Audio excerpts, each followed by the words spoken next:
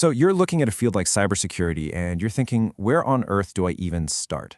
Well, you are not alone. Today, we're going to pull back the curtain on what that journey really looks like.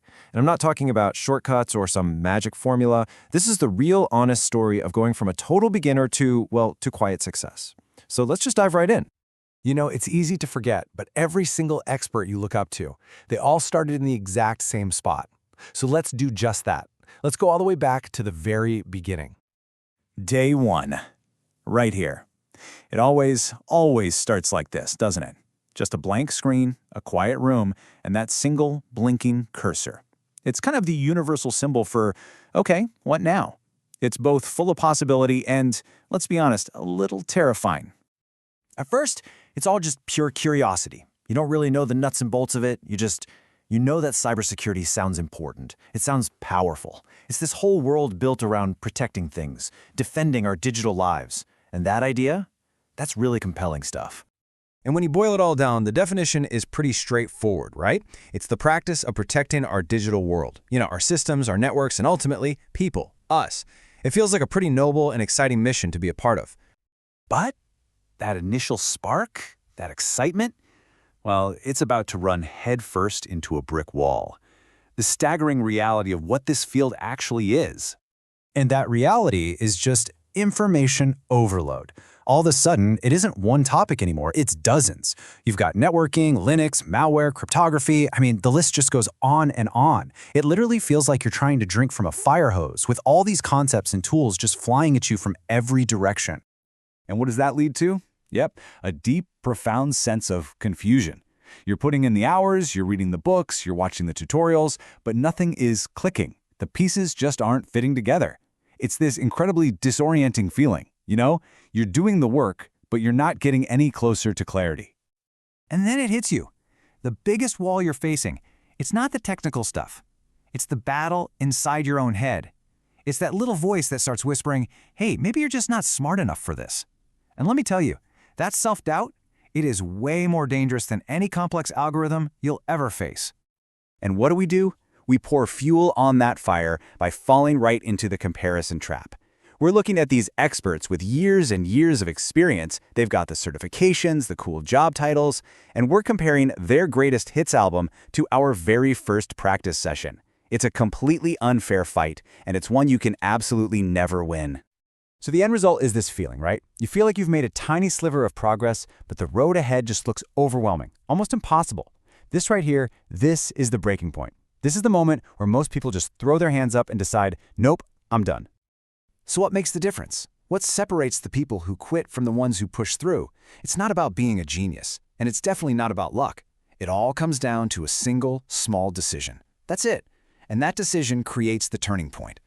So here's the choice, laid out plain and simple. On one side, you have the trap, comparing yourself to others, trying to find shortcuts, and just letting that overwhelmed feeling win. But the path forward, it's totally different. It's about forgetting everyone else and just focusing on the fundamentals. It's about committing to practice. And most importantly, it's about making that one simple decision.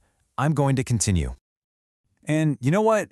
Everything changes with just one single thing. That one concept that finally clicks into place. That one lab that you've been stuck on for hours that you finally solve. It's your first real tangible win. And yeah, it might seem small, but its impact, it's absolutely massive. Because that's the first real piece of proof you have that tells you, hey, I can do this. See, this is the secret.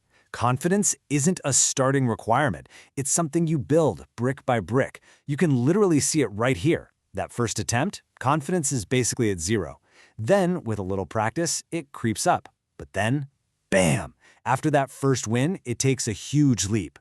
Confidence is a result, not something you're supposed to have on day one. Okay, so you've got this new mindset, right? You're fueled by that first win. How does that start to build real, actual skills that last?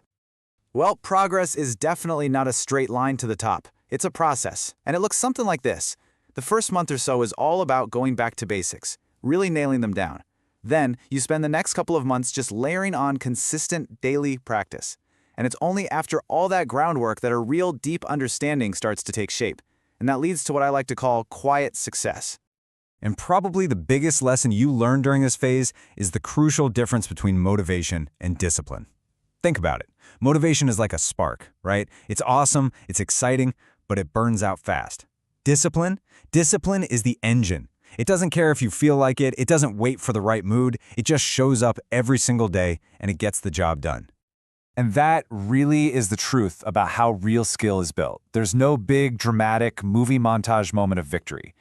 Real success, it just sort of arrives quietly. It's the silent result of all those days you just showed up, put in the work, and pushed through even when you were totally confused. So, what's the point of all this? The confusion, the doubt, the eventual breakthrough, it all boils down to a really important message, specifically for anyone who's just starting out right now.